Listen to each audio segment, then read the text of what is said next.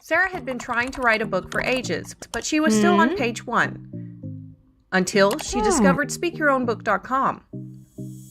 Sarah teamed up with one of our trained writing coaches, who listened to Sarah's book idea, asked the right questions, and guided Sarah every step of the way.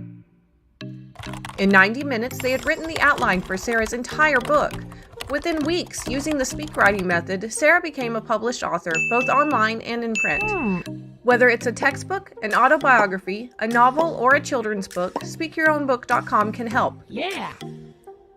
Visit our website today to download our free 50-question guide and schedule your free consultation. With Speak Writing, anyone can publish a book. Speak your own book today. You speak, we write.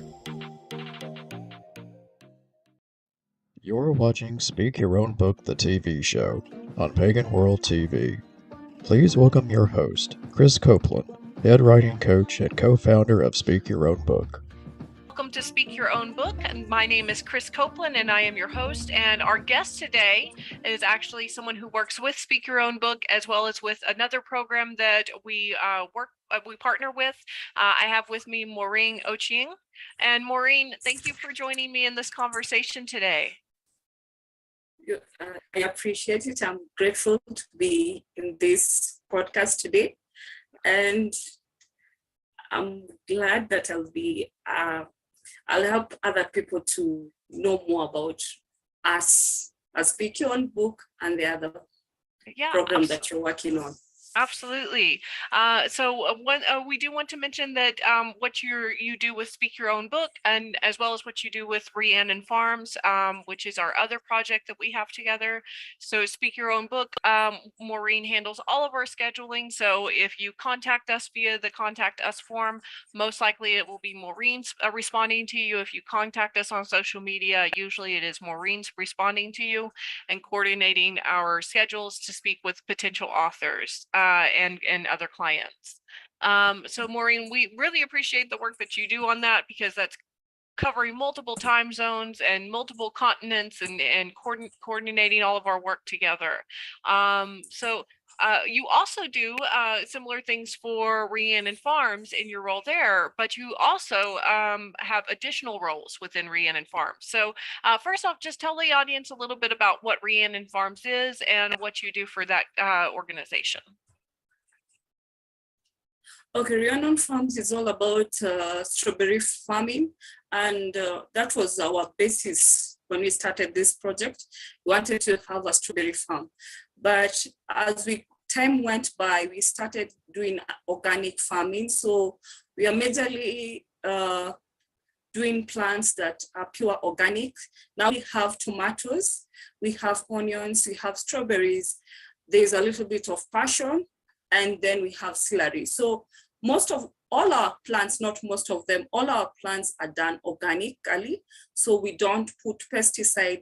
Our fertilizer is from manure, from cow dung, from chicken poop, from kitchen waste. We make our own manure and we add it to our farms. So Rhiannon basically was just for farming organically, to be able to teach other people how to do farming organically.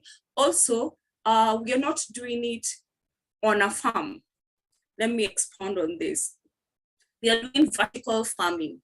Vertical farming means that where we are is an urban setting. So we don't have land that we can plant on. So most of our plants are done in the pots. So we have done recycling. We use water bottles, maybe 5 liters, maybe 10 liters. We use plastic paint tins. We use any material that is capable to handle maybe 5 kgs of soil, and plants can grow well in them. So most of our plants are done in pots. Some we have done on a rooftop, and some we have done at the backyard, which we don't have land. So we have done vertical farming with our plants. So we do pots, we buy soil because we're in the urban center, we buy soil. In Kenya, basically you're not supposed to buy soil. In Kenya, you're supposed to use the land. But because we're in urban center, there is no soil. So you have to buy the soil, mix it, and pot it. So most of us, because we're using pots, we buy the soil, we mix it by ourselves, we add our manure, and we do the planting. So as we have been progressing, we have been learning a lot. We have learned how to manage the pests that come by. So even when we get pests, we don't use pesticides still.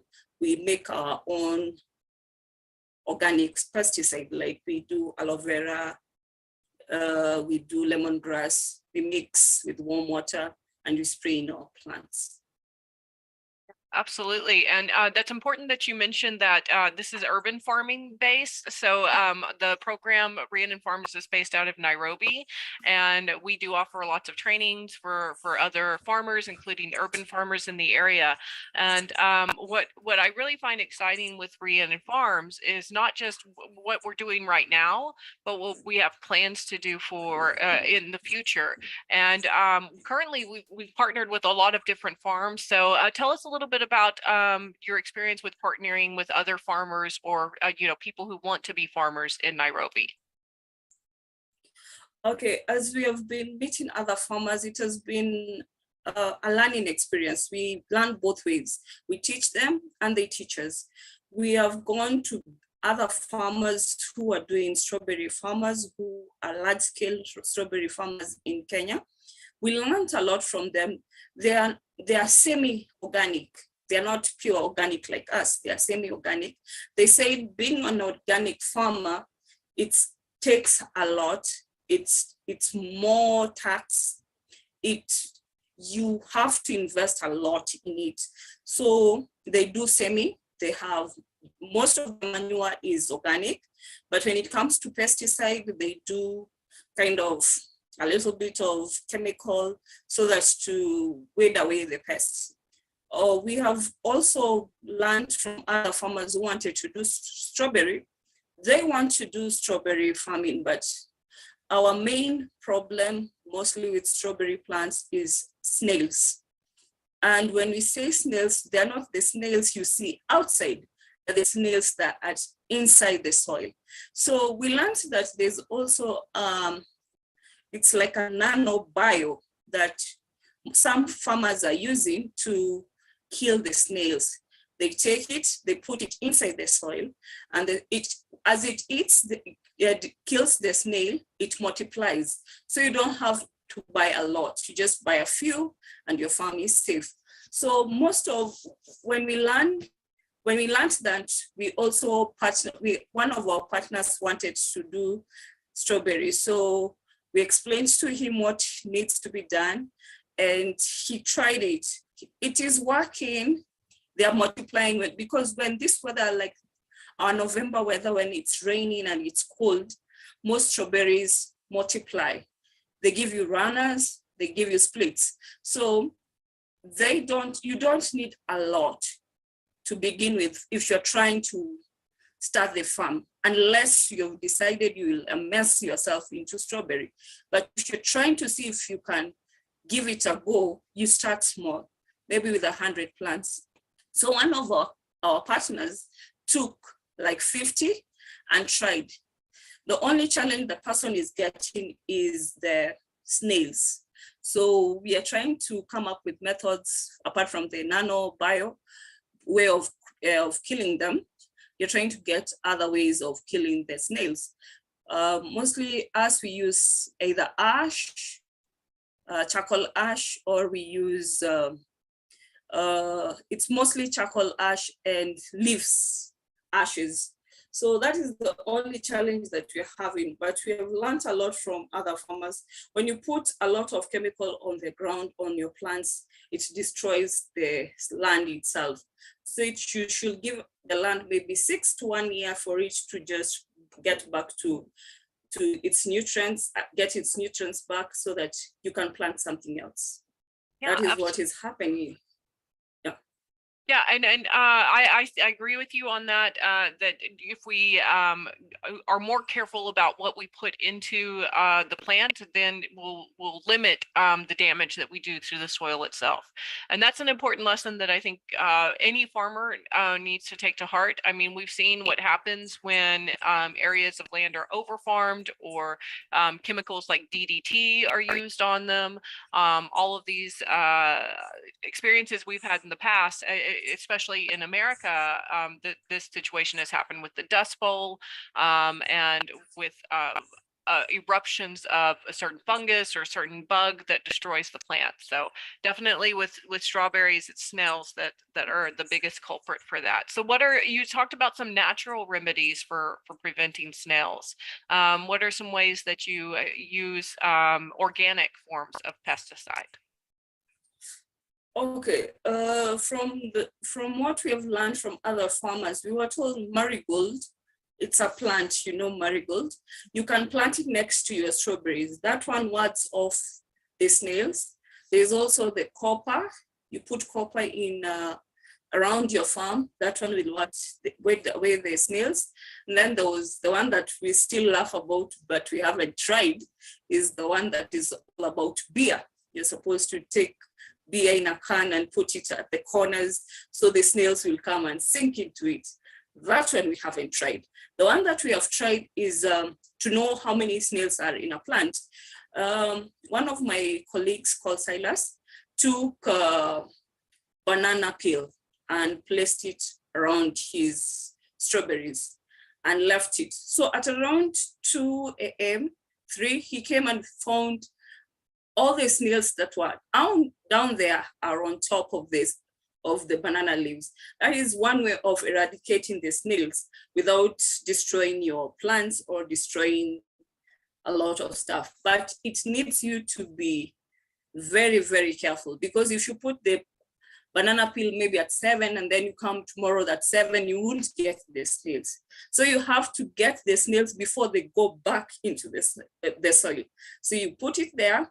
When it's about 2, 3 a.m., you go, you remove them from the banana peel, you put another set in the evening again. That way you can reduce them. That's another way, which is organic, but it's tiresome. The other one is using charcoal ash or leaf ashes, mostly from guava leaves.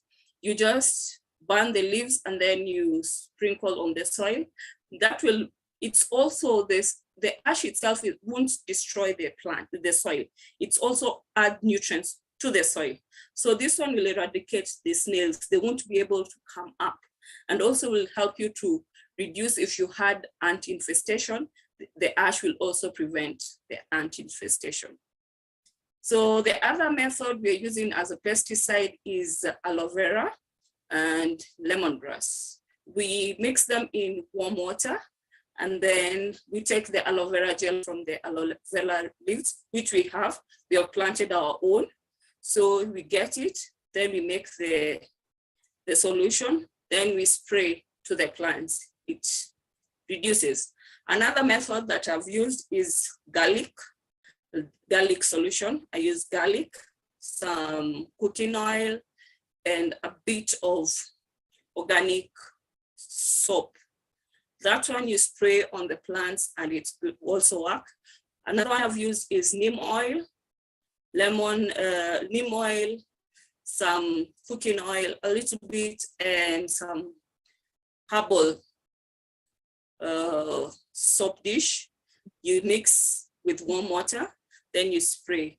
That one also helps with reducing the pesticides. So these are the methods we have used. Most of them I've used them. Some sailors have used them. We have seen it works, but the process is also tedious. Also, you know, when you have the farm that you're having, like, you know, my farm is at the backyard. When you do the garlic spray, the whole house smells garlic. So it's kind of, it's a balancing situation. Yeah, absolutely. That gives people a lot of ideas for if they're struggling with organic strawberry farming themselves that they can try. And I like that we're encouraging other farmers to reduce their dependency on these pesticides that can be quite harmful for humans if ingested. But let's talk a little bit about the future for Rhiannon Farms. What do you see as like the next big step for us as an organization?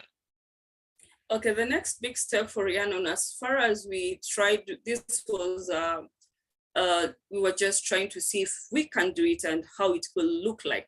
Now we are targeting of getting a piece of land so that we can transfer the plants to the land. When we have this land, we're going to build a home. This home, as we had discussed, we want to make a home where it will be like a community where even ladies who have no home or children who don't have home, who can come and learn something from us. So it will be like an educational center, at the same time a safe haven for the maybe abused children, women, and men alike. So it will be a sanctuary for every other person, at the same time a learning institution for people where you learn hands-on, practical. It's not sit on a table, take notes. No, you come there, we tell you this is the land, we do ABCD. What do you want? Do you want to learn this or you want to learn something else? So that is why we are learning. We have planted a variety of crops around. We have done strawberry. Now we are doing tomatoes. We had celery. We have lemongrass. We have aloe vera. We have passion. So all our plants are purely organic. We avoid as much as possible to use chemicals. So if, like I say, strawberries attract a lot of mosquitoes. So the only way I can chase away these mosquitoes is spray my strawberry once in a while with water that has white vinegar, once in a while. So that reduces the population of the mosquitoes. But our fertilizer, I use liquid seaweed. That one we use for plants. We use our normal manure that I told you, the cow dung, the chicken poop, the goat poop, the sheep poop. Those are the ones we mix and we make our own fertilizer. Yeah, and that's really exciting to see what we have coming up, what's going on right now, as well as our future plans for it, because that's where the pagan community starts to come in. A lot of listeners out there may be saying, how does this fit in with where I'm at in my place in the world, and how can I help with a project like this? There's a couple of different ways that we have developed for investors to join in on this project. One is that you can invest directly in Rhiannon Farms through the greenhouse program that we have, where we will set up a greenhouse that you fund the greenhouse, you pay for the setup of the greenhouse, and then you partner with a farmer, a Kenyan farmer, who will take care of your greenhouse, and you will share in the profits of that system once profits start coming forward, which usually happens within the first year or a couple of years. Now, this isn't a program for people to get rich on, but it can be a way to become an angel investor or to do something good in the world while making a small return on your investment. So talk to us a little bit about those greenhouses that we are building. I know that you have a type of greenhouse and Silas has one. And Silas is our other partner with Rhiannon Farms. So tell us about the greenhouses. Okay, we have two greenhouses. There's one, mine, and then there's Silas's. Mine is more of do-it-yourself kind of a greenhouse. I have a clear metal sheets at the backyard with some iron sheets, iron bars, tubes that help to make it stand, and some chicken mesh around it so that to prevent the big pests that can get in, like birds, to harvest the strawberries or destroy your plants. So that is my side. Then there is the greenhouse that Silas has. It's like it's called a geodome. We made it ourselves, practically from scratch. We bought our own tubes.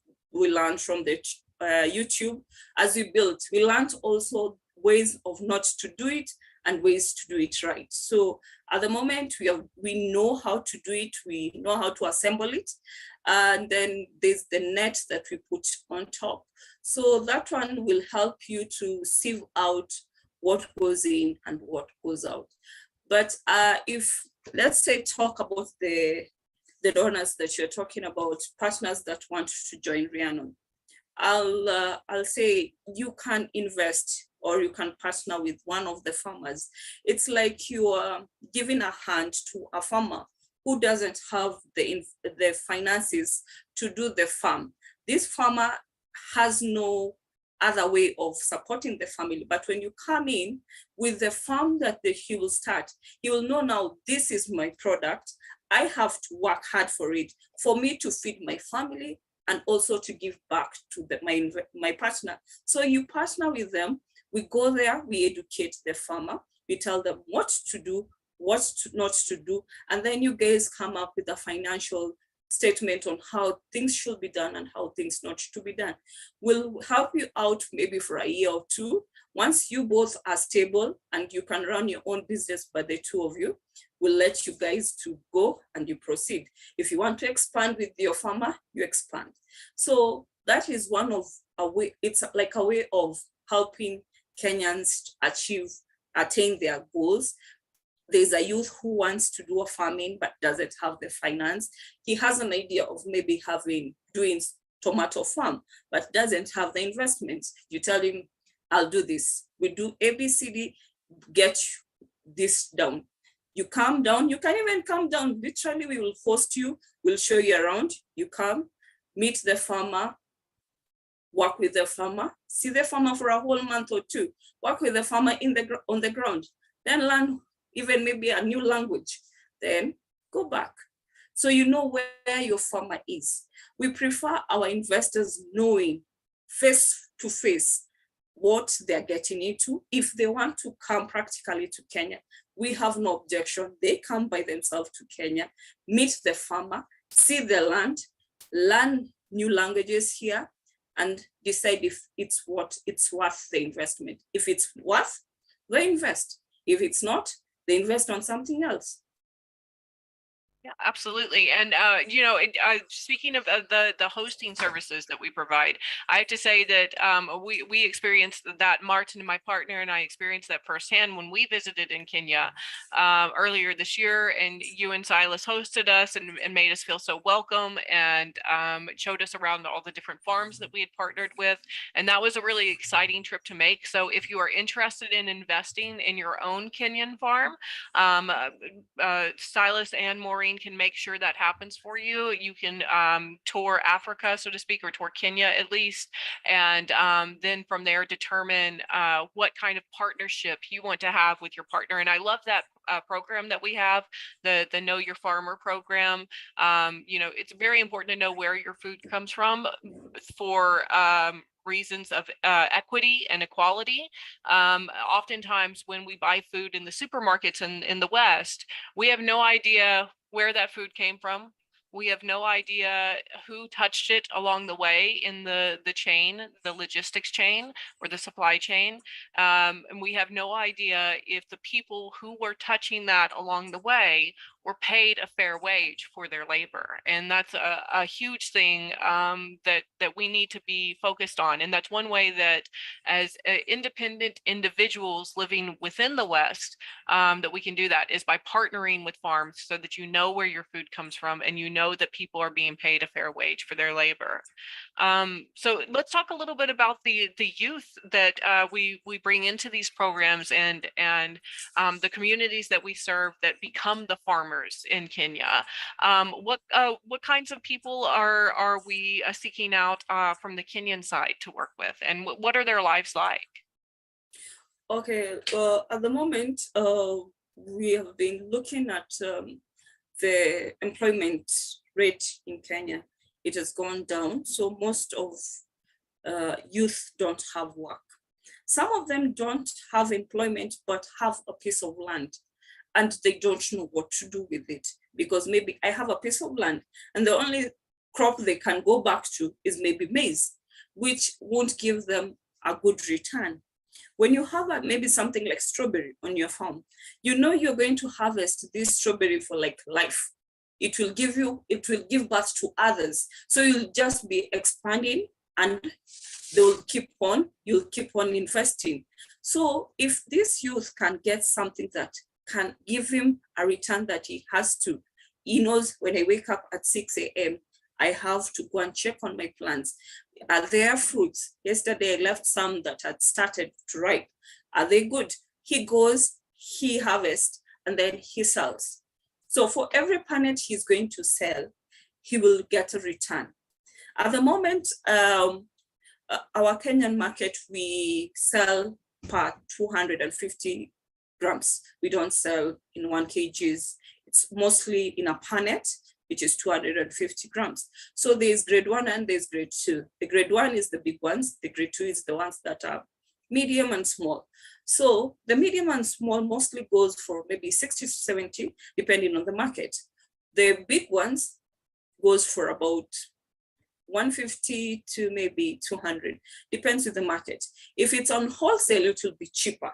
But if you're selling on a retail, it has to go higher. You might sell at 100 for the small ones and 200 or 250 for the big ones. So it depends if you're doing retail or wholesale. But these youths that we work with are mostly the people who have a piece of land, who have the willing to learn and want to do farming. If you come to me and you tell me today, I want to learn more about what you're doing, I'll teach you. But if you don't have that morale of doing it, I have to force you to do it, then you're not the best candidate for us. We go to people who want to tell you, once they hear about strawberry and I want to know more, those are the people we work with. Like if you have a farm, like the one that Rhiannon, we are looking for, our goal in future, we will have maybe animals that we will have like rabbits.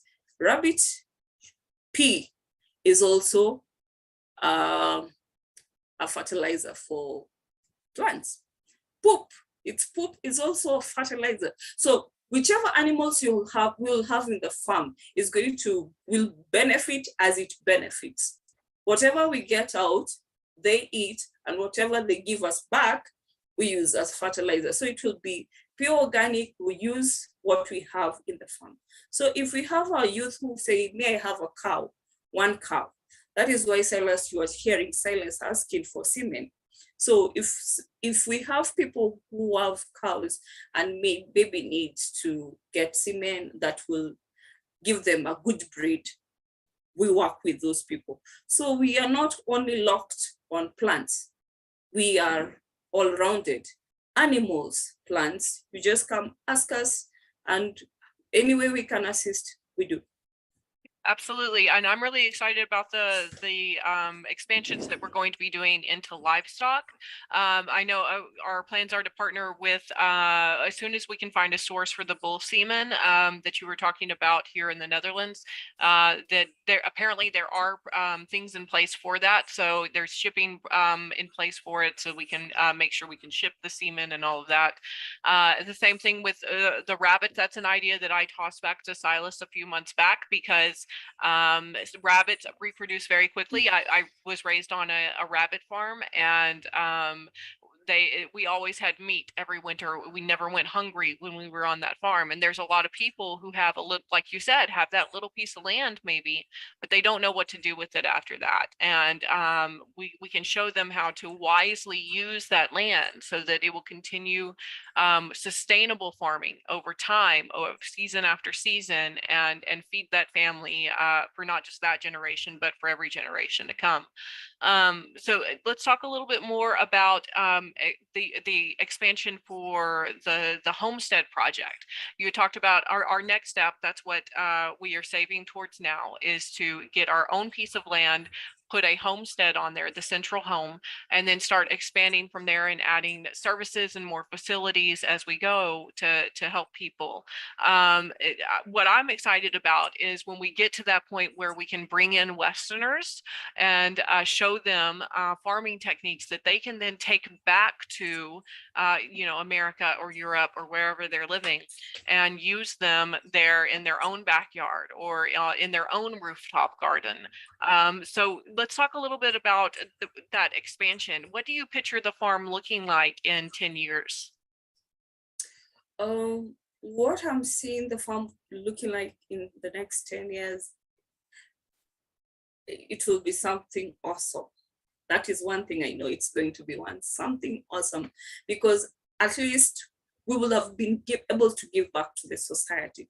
Because if we are going to rescue maybe children, or will be a rescue center for the abused mothers or fathers or children, when they come to our farm, we'll equip them with a know-how that if I give you this piece of land, you can be able to stand on your 2 feet and be able to feed your family. I'll train you how to do this. I'll give you a home. And because also we are planning to have our homestead to be built with containers, as we had previously talked about, it will be a container kind of a home. We are thinking of using recycles. We don't want to start using other new stuff, so that we can make sure other people know that you don't have to build a house from foundation to. We are trying to teach people another new method of building a house that is sustainable and has every other amenity inside it. So because we are thinking of having a container house, so I think we'll have the first homestead will be the pillar for the others. It will be the main source where once we have our homestead, like let's say our first homestead maybe is in Siaya, where you went. So we build our first home there. Then after some time, when we expand, we don't expand in the same region. We go to a different region. Let's say in Nyeri, we build another home, so that this one is linked to that one. So when they are safe, we will be expanding from region to region, not just locality. When we say we have a home in Siaya, we can only build another home maybe in Western, because we have moved from Nyanza, we have gone to Western. So we want to do county-wise.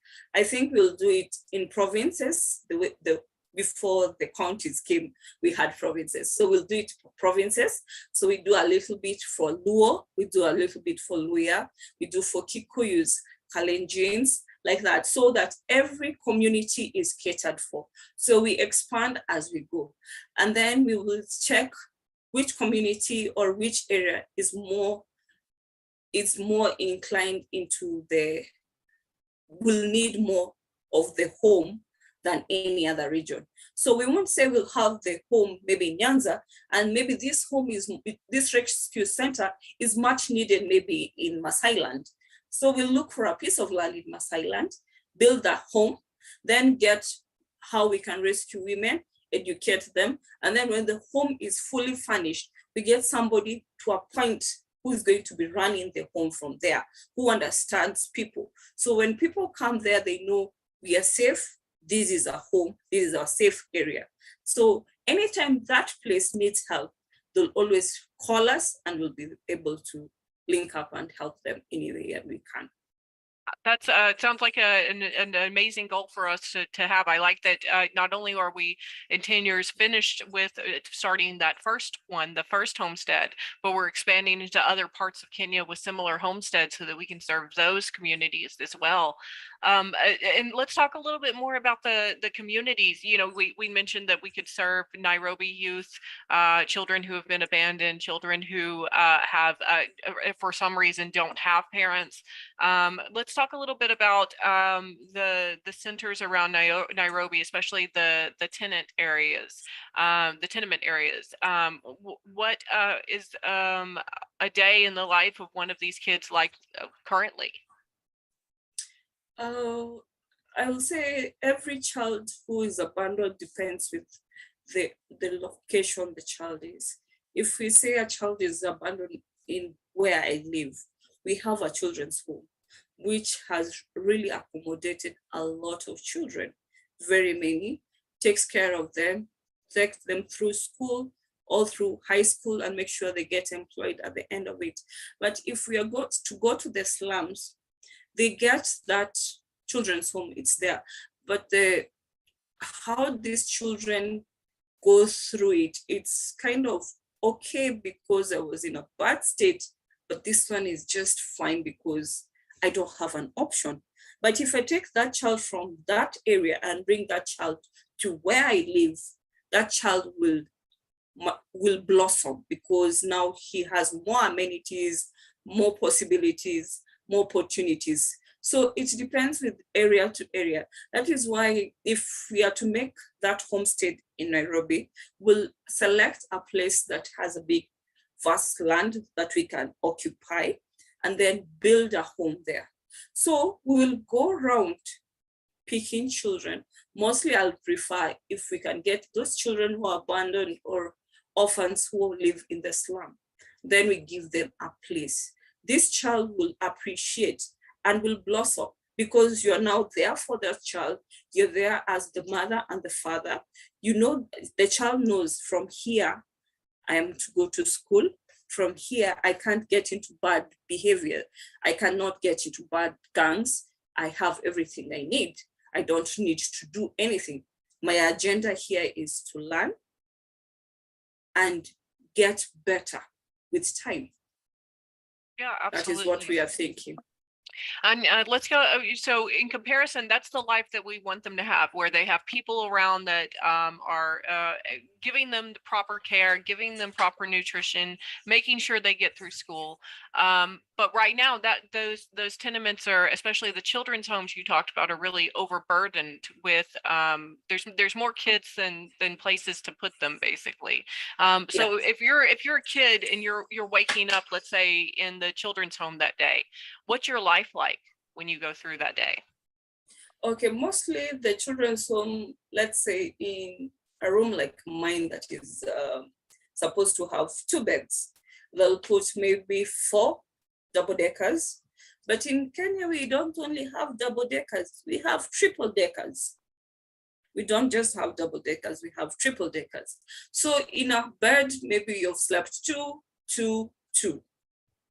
When you touch, your feet touches the ground. By the time you go to the kitchen, you're about 24 to 30 or 40 kids in one home, which is not big enough to contain all these children.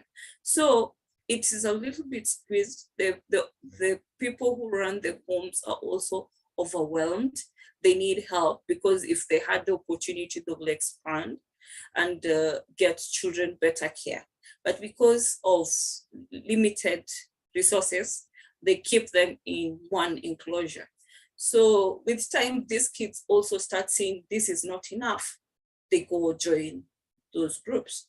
So if you can only get enough. If you say, I'm going to have maybe, my goal is to have my home to have maybe 50 children. Make sure your area is able to cater for 50 children. And we say 50 children, how many will be below 5? And how many will be above 16? So you work with that. When you have an 18-year-old who has cleared his high school level and maybe did well and went to campus, that one gives you a break and maybe you can add another one. But when this child comes home, you will have allocated a different home for the grown-ups. They won't be mixed up with the young ones. So you have levels. As you have levels, we say, this is the home for the babies, these are for the teenagers, and then these ones are for the above. But when they get to 21 after they finish campus, you train them maybe to do a business, maybe get a hands-on kind of business so that they can be able to support themselves. Once they have seen the progress, most of them or few of them will try to give back. They'll tell you, I'll take care of this child. You took care of me, now this one is my responsibility. I'll take this child through all process. So when you're training these children, when we put them in the same home, my idea is to give them life skills that if somebody helps you out, when you are capable of helping out, you give it back to the society. Don't be selfish. Society supported you. You also need to give back to society. Because if you don't give back to society, who is going to help it? This little one, who is going to help? You might get into trouble tomorrow. This child that you refuse to support is the person who comes and help you out, gives you a hand. So my goal, and Rhiannon, where I visualize it to be, will be something that helps the society and the children at large, so that they will be empowered to the level that they know the society belongs to us. We are the people to make it better, not the society to make it better for us. Not others, but us make it better for everyone else. Absolutely. And that brings to mind one of the pillars of the Black Mountain Druidry and I interviewed the leader of Black Mountain Druidry last week, Shinka Skane. And one of the things that he mentioned is that pillar of service, that once we have found success in our community, we need to share that success with the communities that we belong to. So I definitely think that supporting Rhiannon Farms is one way to give back to the community and show that. And I do like that, this isn't a charity. We are by no means, we don't do a charity. We have a social entrepreneurship. It is designed to be sustainable, be self-supporting, and to produce adults out of this program that are capable of feeding themselves, growing their own food, and providing for their families, which I think every human being can relate to, that need to be self-supported and self-sustaining. So when you see kids go through program, or let's say kids that don't get opportunities for these programs, that don't get picked up by the system or helped out in some way by the system, what happens to them? Okay, yeah, I'll say it's a bad sight. It's a really bad sight. It's not something that you will want your child to go through. You will want somebody close to you to go through. This is a child you'll find, you hear street families, you've heard of street families, and then you have heard of street children. These children don't have where to sleep. They don't have what to eat. They don't have clothes to wear. They don't go to school. They don't have clean water. They are just there. So this child will end up in the street. So this child will grow up hating the society. When he's in maybe 11, 12, he has gotten into a gang that is in the street. They start pickpocketing, they start robbing, they start, little by little, this child end up being a thief or something worse than a thief.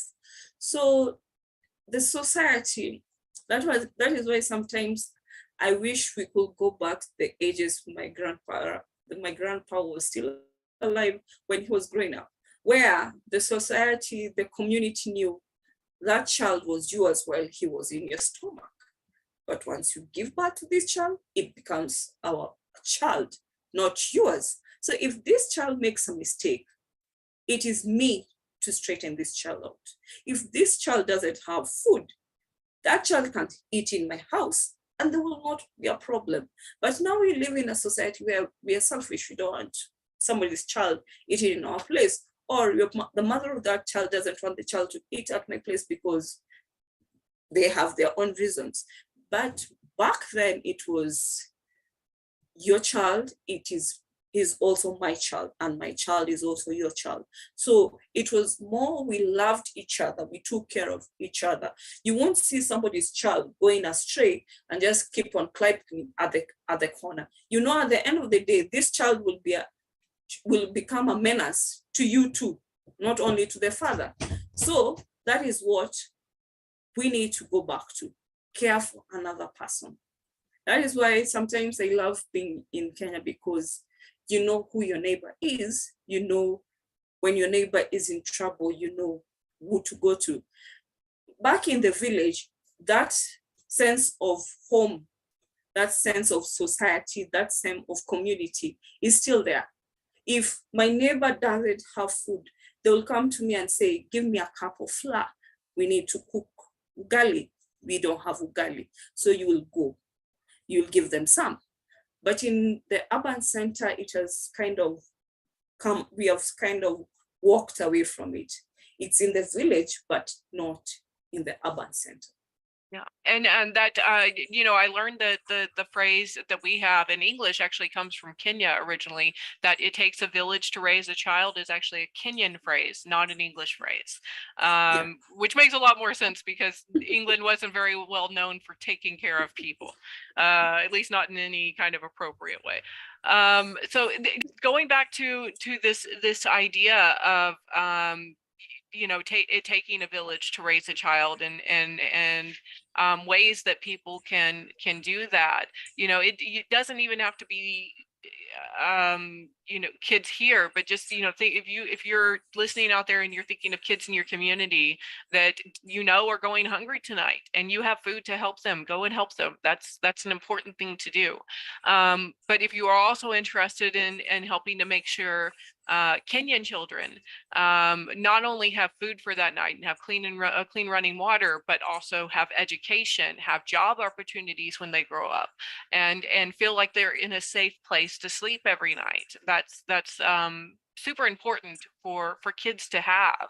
And you're absolutely, as a society, we need to realize, especially Westerners, in regards to Africa in particular, if we caused a lot of the problems that are going on there, and we have prevented a lot of progress from being made by our actions since then. Even actions like going to the store and buying fruit and you don't know where it came from, that is still being culpable in that practice of slavery. If you're not absolutely certain that the food you're purchasing is slavery free. And we need to, as Westerners, really start thinking about ways that we can equalize the playing field, and bring people globally to the table that have been marginalized and have lost their voice and are not being taken care of by society. So we have just a few minutes left for our interview, and I want to just follow up with how people can find you through Rhiannon Farms, and what your socials are, what the website is, and all of that. Okay, you can find me anywhere. On FB, you can find me at Maureen Daniela. Instagram, you can get me at Modani81. Our website for Rhiannon, I'm not sure about that. Rhiannon Farms, yeah, that one's rhiannonfarms.com. And I'm in charge of that website, so it comes and it goes when I have time to work on that one. Yeah. So you can get me on Instagram, you can get me on Facebook, and you can get me on WhatsApp. Krys will pass my number. We'll put it, and you'll see it. So yeah, I'll put that on at the end of the account. Actually, I can just go ahead and pull it up now and make sure I add that in there. So yeah. Rhiannon Farms number, let's see here, and I'll make sure to put this up on the board. So my last words will be like this. If you're willing to partner with farmers in Kenya, we'll gladly host you, show you. You get your feet on the ground. You feel that you're not sending money to a ghost. I prefer you come by yourself. Meet the farmer by yourself. Decide on by yourself, we are going to plant this farm, this kind of crop, or we'll do this kind of livestock keeping, so that you decide with the farmer, you sit down, you negotiate, and everything works out. If you decide to support a child, let's say you want to adopt a child, I'll advise people not to adopt a child and carry the child away from their society. They kind of tend to forget where they come from. I'll advise you to support the child. Let him go through the basic training in Africa, in Kenya in particular. Let him learn, let him know where he comes from. When he goes and forgets, we normally say in our culture, anybody who forgets his tradition or culture, that one is a lost person. So if a child who has been trained for 18 years forgets his culture, then that is not up to the society or the community per se, it's up to that child. So we say, adopt a child, come meet that child, say, I'll be taking care of this child from here to here. When she's done with her schooling, I can come back, pick the child, and further her studies wherever you want. But I'll prefer if this child learns the basic from age 1 to 18 here. Let him get his roots so that he doesn't get confused when he goes, maybe in America or in Europe. He knows his roots. That is very important for a person to know their roots, their culture, can defend it. If they're asked, they can defend it.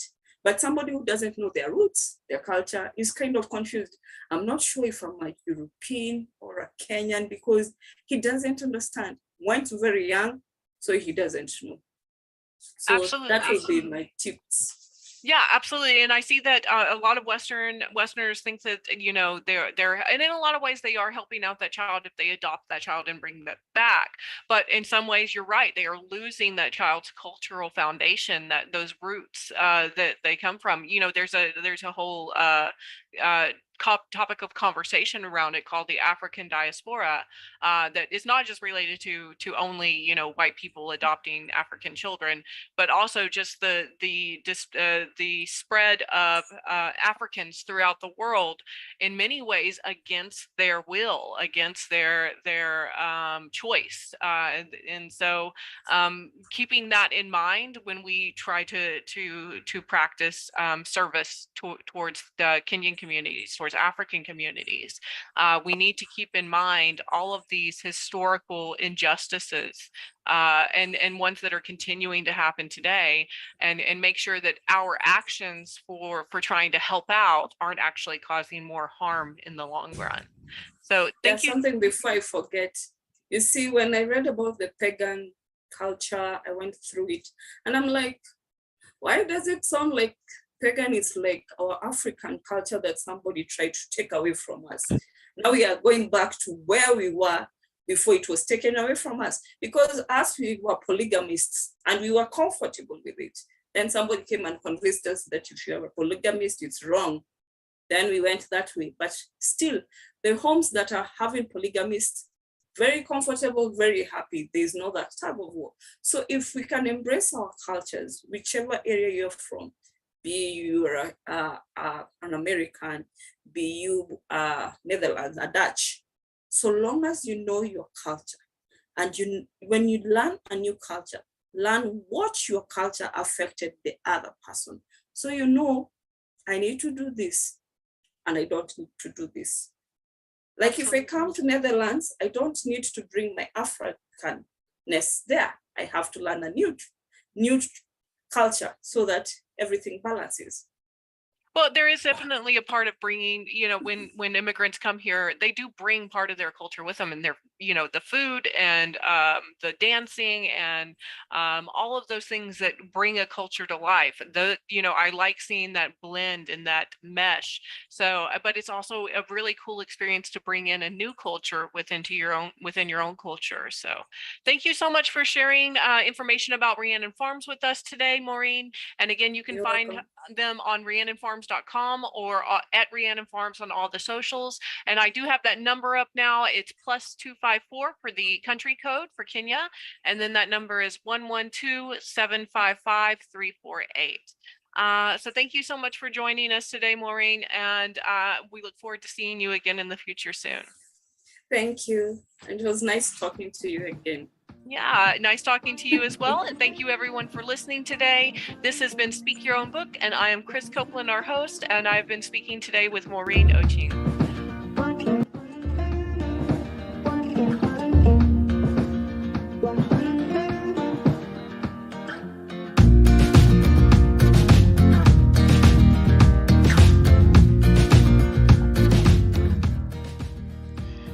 Thank you for watching Speak Your Own Book, the TV show on Pagan World TV, hosted by head writing coach and co-founder Krys Copeland. Please join us next time on Speak Your Own Book. Sarah had been trying to write a book for ages, but she was still on page 1. Until she discovered speakyourownbook.com. Sarah teamed up with one of our trained writing coaches who listened to Sarah's book idea, asked the right questions, and guided Sarah every step of the way. In 90 minutes, they had written the outline for Sarah's entire book. Within weeks, using the speak writing method, Sarah became a published author, both online and in print. Whether it's a textbook, an autobiography, a novel, or a children's book, speakyourownbook.com can help. Yeah. Visit our website today to download our free 50-question guide and schedule your free consultation. With Speak Writing, anyone can publish a book. Speak your own book today. You speak, we write.